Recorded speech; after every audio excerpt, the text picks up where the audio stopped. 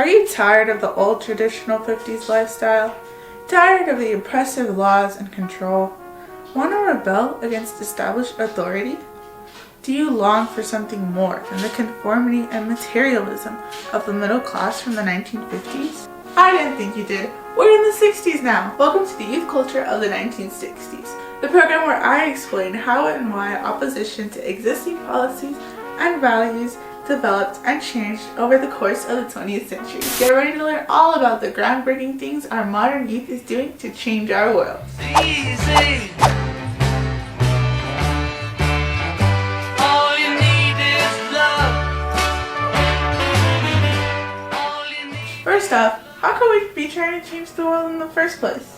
Well, the baby boomers are really big in size, larger than any generation that came before them, because they lived through the Great Depression and World War II. They have been influenced by things others haven't, like African Americans and other groups fighting for civil rights and equality. Let's take a look and see what are some organizations and movements that have been created by our youth today. The first to rebel against strict authority has been college and university students, by forming the radical organization, the Students for a Democratic Society, or the SDS. Led by Tom Hayden with its supporters known as the New Left, the group held a meeting in Port Huron, Michigan, and issued the Port Huron Statement, which talked about the group's purposes and advocacies, like putting the university decisions through a democracy to give the students a voice. Now, the first movement of this organization was the free speech movement. In 1964, at the UC Berkeley campus, students advocated for an end to university restrictions on political activities and a greater voice in the government of the university. This would pave the way for students all over the country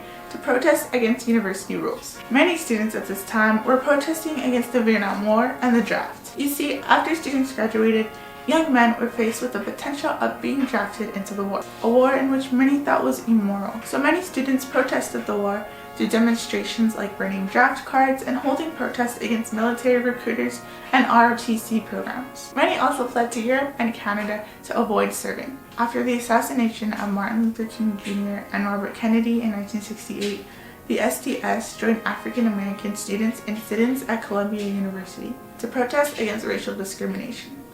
However, after a week of protesting, police were called and protesters were injured and even arrested. Around the same week of this protest, a major off-campus protest was held during the Democratic Convention in Chicago. There was a mix of peaceful and radical anti-war protesters, anarchists, and yippies. Wait a minute, what's a yippie? A yippie is a member of the Youth International Party, an American youth-oriented radical and countercultural group. This was a product of the free speech and anti-war movements.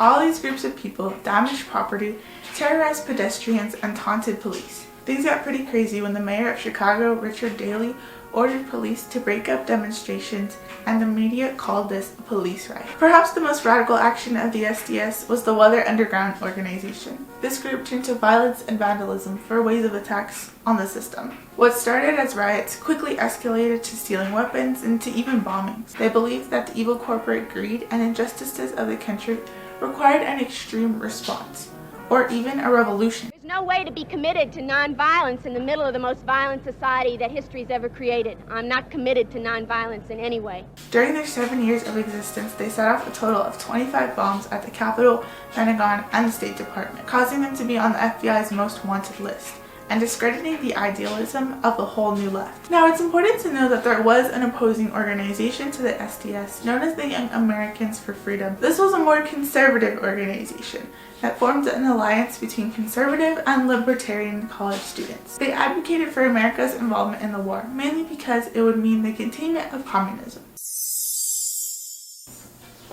Alright, now that we've gone over the more protesting side, let's take a look at another movement happening, the new youth counterculture. These movements were expressed with rebellious clothes, drug use, and music. Members of these movements are called hippies, and the dress code includes long hair, beards, beads, and jeans to make you the ultimate flower child. Folk music acts as a voice for the generations that are too young to go out and protest, with artists like Bob Dylan and Joan Baez. Well, the times they are changing. And rock music fuels the beat of the counterculture, with lyrics from the Beatles, the Rolling Stones, Jim Morrison, and Janis Joplin. It's hard to go. Oh no, no. Many of these artists would perform at the Woodstock Music Festival held in New York. Hundreds of thousands of young people gathered for 3 days of peace and music. But be careful not to have too much fun, as these festivals are very experimental with drugs, such as LSDs, that can cause a lot of damage to young people and even sometimes be fatal. What made Woodstock one of the milestones of the 60s is that it marked the end of the counterculture. Death by absorption into middle-class American life. Besides music, another big change in this movement was the sexual revolution.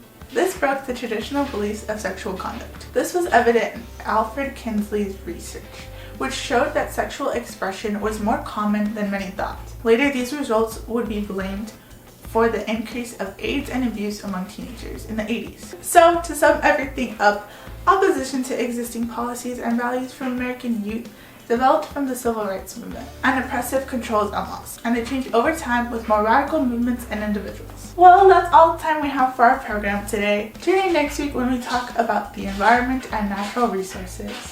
Bye!